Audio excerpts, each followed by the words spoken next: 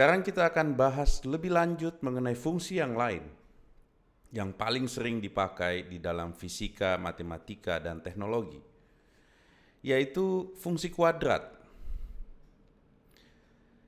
Bedanya dengan fungsi linear, fungsi kuadrat ini ada 3 koefisiennya. Biasanya ditulis dengan Y sama dengan AX kuadrat ditambah BX ditambah C.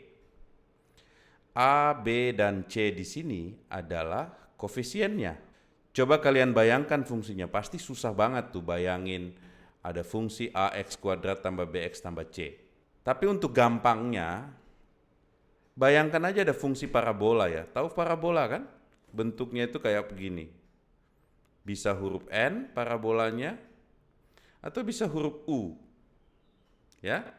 Jadi U atau N. Parabolanya pasti simetri. Pasti ada verteksnya, yaitu titik pada saat dia titik baliknya. Bisa jadi titik baliknya adalah waktu dia naik dan turun, titik paling atasnya puncaknya disebut verteks. Atau pada saat dia turun dan dia naik, titik paling bawahnya disebut verteks. Jadi agak berbeda dengan fungsi linear yang sebelumnya kalian pelajari, karena bentuknya nggak garis lurus, tapi parabola. Ya, dan sifat-sifatnya jelas, parabolanya simetri, ya ada titik tengah yang membagi dua dengan simetri, ada verteksnya, dan ada 3 koefisien ABC yang akan merubah bentuk parabola ini, yang nanti akan kita pelajari. Agak susah memang kalian bayangkan, tapi saya sangat berharap setelah sesi ini kalian tidak ada masalah dengan fungsi kuadrat. Karena memang fungsi kuadrat itu nggak ada susahnya. Ya, selama kalian mengerti, jangan menghafal. Ya. Oke, kita akan mulai pelajaran kita tentang fungsi kuadrat. Saya punya 3 agenda di sini. Ayo kita mulai dengan agenda pertama. Tadi agak susah kalian bayangkan apa itu persamaan kuadrat, karena kalian tidak melihat visualnya. Sekarang kalian lihat di sini, persamaan kuadrat dalam bentuk ekspresi normal atau pernyataan normalnya itu bisa ditulis sebagai Y sama dengan AX kuadrat ditambah BX ditambah C. Kita akan pelajarin konsep-konsep dalam ekspresi normal ini secara bertahap. Apa yang terjadi kalau A-nya kita ubah? Coba kita naikkan. Ternyata kurvanya menjadi semakin tajam. Bagaimana dengan diturunkan? Kurvanya menjadi semakin lebar, tapi pada saat A sama dengan 0, dia berubah menjadi garis. Karena dia berubah menjadi persamaan fungsi linear. Kita turunkan nilainya menjadi negatif, apa yang terjadi? Kurvanya berubah. Kalau dia positif tadinya kurvanya berbentuk parabola U, sekarang kok kurvanya berubah menjadi parabola N? Dan kalau diturunkan semakin kecil, dia juga semakin tajam. Sekarang kita lihat apa pengaruh dari koefisien B. Kita naikkan nilainya. Seperti kurvanya bergeser ke sebelah kiri. Turunkan nilai B-nya, seperti kurvanya bergeser ke sebelah kanan. Mungkin B ini ada hubungannya dengan pergeseran atau translasi dari kurva fungsi kuadrat. Selanjutnya koefisien C. Coba kita naikkan koefisien C. Ternyata C ini nilainya sama dengan titik perpotongan kurva terhadap sumbu Y. Oke, sumbu Y adalah sumbu yang tegak lurus ini. C adalah titik perpotongannya dengan sumbu Y. Oke, kalian sudah mengerti karakteristik dari A, B, dan C. Koefisien A mengatur bentuk kurva. Kalau dia positif, bentuknya parabola U. Kalau A-nya 0, dia menjadi garis lurus. Kalau A-nya negatif, dia menjadi parabola N. Koefisien B mengatur posisi kurva dan translasi atau bergeseran kurva. Dan koefisien C mengatur perpotongan kurva dengan sumbu Y. Vertex. Apa itu vertex? Vertex kadang disebut dengan turning point dalam bahasa Inggris atau titik balik dalam bahasa Indonesia, yaitu pada saat kurvanya menurun dan tiba-tiba naik. Posisi terakhirnya disebut vertex. Bisa jadi kalau A-nya negatif, vertex itu adalah posisi pada saat dia naik dan menjadi turun. Apa yang mempengaruhi posisi vertex? Coba kita lihat apakah A, B, dan C mempengaruhi posisi vertex. Dengan perubahan A, vertex tidak berubah. Dengan perubahan B, vertex berubah. Dengan perubahan C, ternyata vertexnya juga berubah. Jadi B dengan C itu mempengaruhi posisi vertex. Konsep lain yang harus kalian pelajari adalah sumbu simetri, yaitu garis yang memisahkan kurva menjadi dua bagian yang sama. Apa pengaruh koefisien A, B, dan C terhadap sumbu simetri? Ayo kita buat eksperimennya. Coba kita mulai dari C. Kalau C dinaikkan, sumbu simetri tetap di posisinya. Bagaimana dengan B? Ternyata kalau B diubah, sumbu simetrinya berubah. Bagaimana dengan A? Kalau A diubah dan B sama dengan 0, sumbu simetrinya tetap di tempatnya. Tapi bagaimana kalau kita ubah A, tapi B tidak sama dengan 0? Coba kita naikkan nilai B dan kita ubah nilai A. Ternyata sumbu simetri berubah terhadap A asalkan B-nya itu tidak sama dengan 0. Menarik kan? Nanti pada saat kalian SMA, kalian belajar mengenai kalkulus dan turunan, kalian bisa tahu bahwa ternyata posisi sumbu simetri ini bisa dihitung menggunakan persamaan X sama dengan minus B dibagi 2A. Untuk saat ini, harus kalian ingat, pembuktiannya nanti pada saat kalian SMA. Nah, kalau kita tahu posisi sumbu simetri, artinya posisi XY dari vertex juga bisa kita ketahui. Posisi X-nya kita ketahui dari posisi sumbu simetri, posisi koordinat Y-nya belum kita ketahui. Sebelum kita masuk situ, kita belajar dulu tentang akar. Akar dari persamaan kuadrat adalah perpotongan dari fungsi kuadrat terhadap sumbu X. Kalau kalian lihat di gambar ini, ada satu perpotongan dengan sumbu X, yaitu posisi 00. Kalian bisa intip lebih jauh nilainya, memang posisinya di 00 perpotongannya. Nah, sekarang coba kita lihat pengaruh koefisien A, B, dan C terhadap akar. Kalau nilai C kita naikkan, kurva akan bergerak naik ke atas. Ada saatnya kurvanya tidak memiliki perpotongan dengan sumbu X. Kita sebut kondisi ini fungsi kuadratnya tidak memiliki akar. Kalau nilai C kita turunkan terus, ada saatnya fungsi kuadrat ini memiliki dua akar. Kalau kita terus, nilai C mempengaruhi posisi akar tersebut. Bagaimana? Ternyata nilai B juga mempengaruhi posisi akar tersebut. Bagaimana dengan nilai A? Posisi akar juga terpengaruh. Ini menarik sekali, karena ketiga koefisien, tiga-tiganya mempengaruhi posisi akar. Kita butuh satu konsep untuk menjelaskan ini. Konsep itu dikenal dengan nama diskriminan. Diskriminan rumusnya sederhana, yaitu B kuadrat dikurang 4AC. Rumus ini harus kalian ingat. Saya ulangi, diskriminan sama dengan B kuadrat dikurang 4AC. Kenapa diskriminan ini akan jadi penting? Karena nilai diskriminan ini akan mempengaruhi fungsi kuadrat, apakah dia memiliki akar, tidak memiliki akar, akarnya 1 ataupun akarnya 2. Kalau nilai diskriminan lebih besar dari 0, maka fungsi kuadratnya memiliki 2 akar. Kalau diskriminannya lebih kecil dari 0, maka fungsi kuadratnya tidak memiliki akar. Kalau diskriminannya sama dengan 0, yaitu ketika A dan C sama dengan 0, ternyata akar dari persamaan kuadrat itu cuma 1. Banyak sekali konsep yang sudah kalian pelajarin tadi, saatnya untuk kita rangkum. Syarat pertama dari suatu fungsi kuadrat adalah nilai A tidak boleh sama dengan 0 karena dia akan berubah menjadi persamaan linier. Kalian juga sudah melihat apa pengaruh dari koefisien A, B, dan C terhadap kurva fungsi kuadrat. Kalau nilai A lebih besar dari 0, kurvanya seperti parabola ke atas. Kalau nilai A lebih kecil dari 0 atau negatif, kurvanya seperti parabola ke bawah atau seperti huruf N. Ternyata koefisien A itu bisa mengontrol bentuk kurva. Koefisien A dan B kalau digabungkan itu bisa mengontrol sumbu simetri, karena posisi sumbu simetri ada di X sama dengan minus B dibagi 2A. Koefisien C itu menunjukkan perpotongan kurva dengan sumbu Y. Kalian juga udah pelajari mengenai konsep diskriminan, ini sangat penting. Diskriminan didefinisikan sebagai B kuadrat dikurang 4AC. Nilainya kalau dia lebih besar dari 0, maka fungsi kuadratnya pasti memiliki 2 akar real. Maksudnya, ada 2 perpotongan dari kurva terhadap sumbu X. Kalau nilainya pas sama dengan 0, maka hanya akan ada 1 akar real.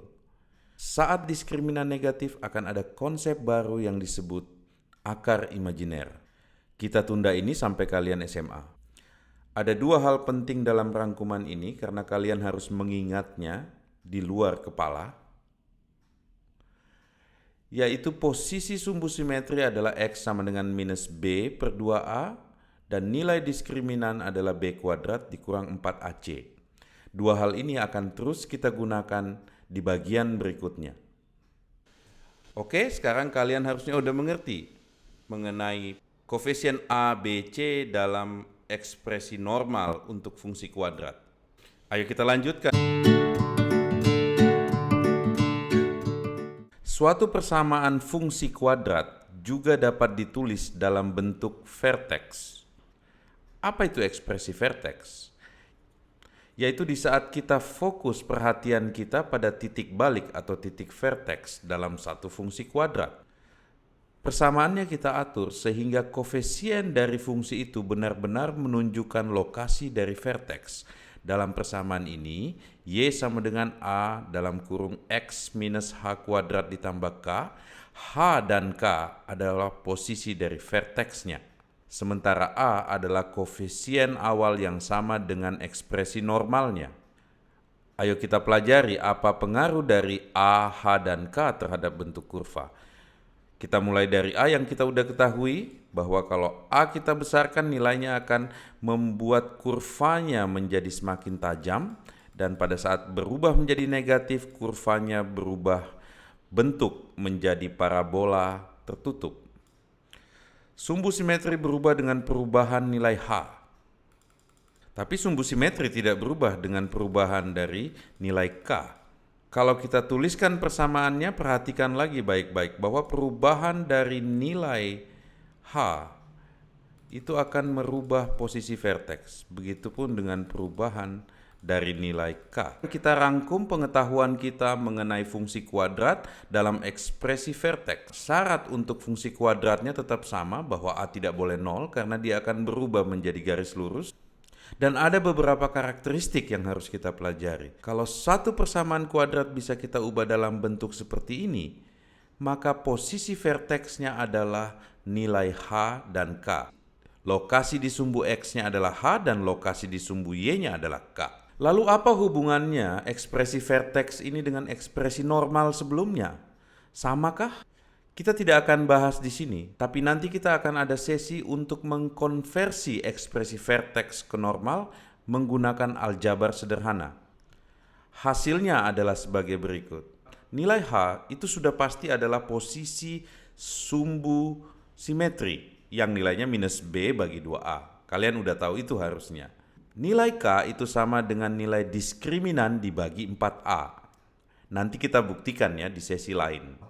Sehingga posisi vertex kalau kita tuliskan dalam bentuk ekspresi normal, dalam rumus ABC, posisi X-nya adalah di minus B bagi 2A dan posisi Y-nya ada di minus D bagi 4A. Sebaiknya kalian ingat baik-baik formula ini.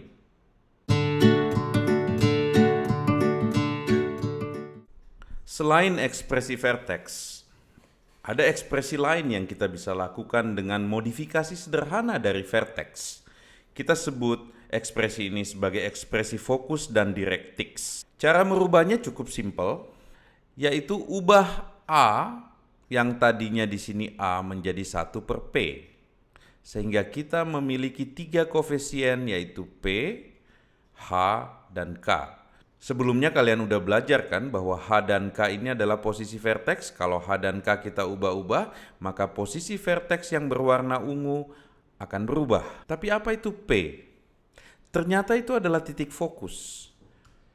Titik yang berwarna hijau di dalam gambar ini. Dan apa itu directrix? Itu adalah garis yang berwarna hijau di dalam gambar ini. Kita akan pelajarin lebih lanjut. Untuk H dan K, ini kalian harusnya udah tahu bahwa kalau H-nya berubah, maka posisi vertex-nya berubah. Begitupun dengan K-nya berubah, maka posisi vertex-nya berubah. H dan K akan menentukan lokasi vertex itu sendiri. Untuk menjelaskan fokus dan directrix, saya coba ambil satu titik dalam parabola. Di sini gambarnya berwarna orange. Kalau saya berjalan di dalam parabola ini mengikuti titik yang berwarna orange, apa yang kalian lihat? Dimanapun kalian bergerak di dalam parabola, panjang kedua garis yang berwarna orange ini sama. Ya. Menarik kan? Bagaimana kita menghitung titik fokus dan bagaimana kita menghitung garis directrix. Kita ambil titik yang saling tegak lurus satu sama lain. Coba perhatikan gambar ini. Jarak antara titik fokus ke titik vertex itu nilainya adalah P. Kalau jarak ini kita ubah, maka nilai P berubah. Coba lihat.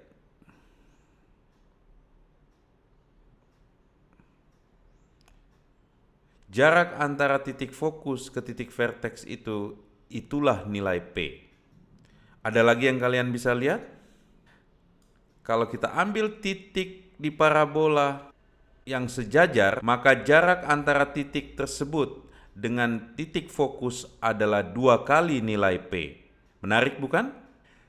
Ada satu lagi yang menarik, coba perhatikan jarak antara titik vertex yang berwarna ungu secara tegak lurus ke garis directrix yang berwarna hijau. Kalau kalian perhatikan baik-baik, jarak itu sama dengan jarak antara titik vertex berwarna ungu ke titik fokus berwarna hijau, yaitu jaraknya adalah P. Jadi jarak titik vertex ke directrix adalah P dan vertex ke fokus adalah P. Kalau kita ubah-ubah nilai P, kedua jarak itu tetap sama. Makin menarik. Ada sesuatu di sini, tapi kalian akan bisa melihatnya kalau kita rangkum dengan baik. Kalau fungsi kuadrat dalam ekspresi vertex kita ubah menjadi fokus dan directrix, perubahannya sederhana, yaitu kita mengganti A menjadi 1/4 dikali P. Ini membuat syarat baru, di mana P tidak boleh 0, karena 1 dibagi 0 itu menjadi tak berhingga.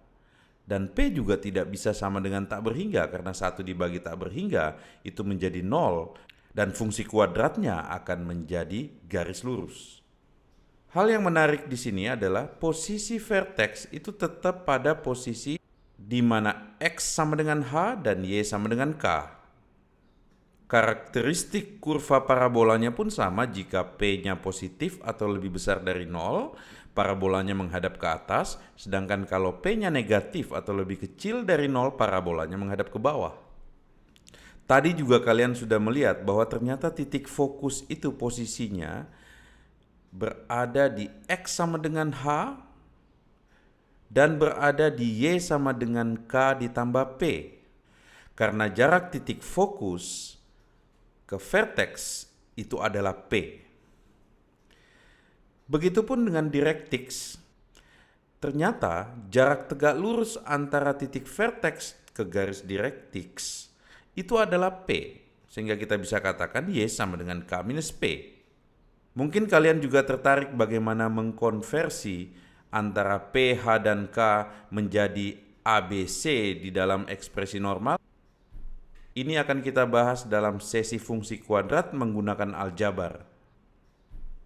Untuk saat ini kalian cukup mengingat bahwa jarak titik fokus ke vertex itu panjangnya P dan jarak dari vertex ke directrix itu juga panjangnya P. Semua titik yang kita ambil dalam parabola Di saat titik itu membentuk garis sejajar dengan fokus, panjangnya 2P.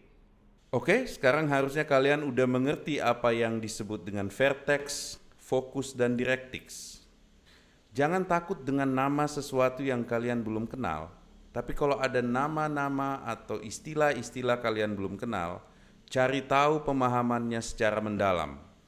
Semua ilmuwan-ilmuwan besar belajar dengan cara itu. Agenda kita yang terakhir adalah bagaimana menghitung akar dari persamaan kuadrat. Dan apa itu akar? Sebelum kita hitung ya kita harus ngerti dulu apa itu akar. Ayo kita lihat. Kalau kalian masih ingat sebelumnya, akar itu sebenarnya adalah posisi di mana kurva fungsi kuadrat yang berbentuk parabola bertemu dengan sumbu X. Akar ditunjukkan dengan titik berwarna biru pada gambar sebelah kiri.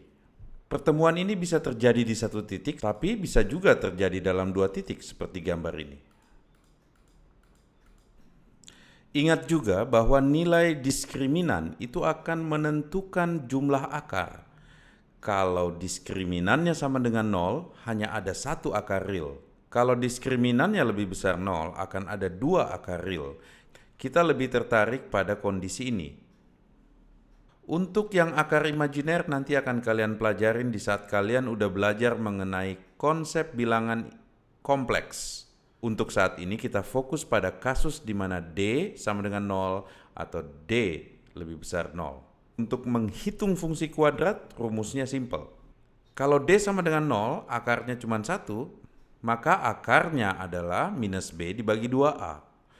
Tapi, kalau nilai D positif lebih besar dari 0, akarnya ada 2, yaitu minus B ditambah akar D dibagi 2A, dan yang kedua adalah minus B dikurang akar D dibagi 2A. Kalian perlu mengingat formula ini, pembuktiannya nanti kita akan bahas di dalam sesi aljabar untuk fungsi kuadrat. Oke, semua agenda udah selesai. Saya tahu kalian pasti akan capek karena belajar hal-hal kompleks seperti matematik. Itu menggunakan bagian otak kalian yang membutuhkan banyak glukosa, sehingga biasanya lemes kalau terlalu kompleks. Saran saya setelah ini ambil permen seperti coklat dan kalian boleh bermain.